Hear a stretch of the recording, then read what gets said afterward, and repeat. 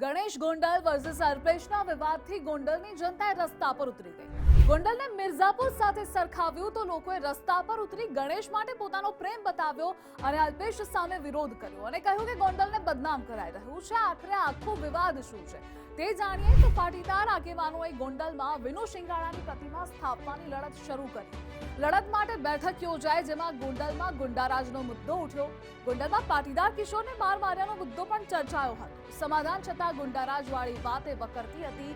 ગોંડલની સરખામણીએ મિર્ઝાપુર સાથે કરાઈ અને સૌથી વધારે આ વિવાદ ત્યારે વકર્યો।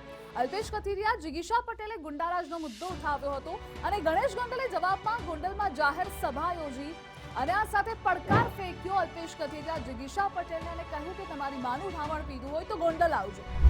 ગણેશના નિવેદનથી વર્ચસ્વની લડાઈ શરૂ થઈ। અલ્પેશ કથિરિયા, જિગીશા પટેલે પડકારને સ્વીકાર્યો અને આજે ગોંડલ આવતા વિરોધ થયો। કાર પર હુમલાઓ થયા, તોડફોડ થઈ।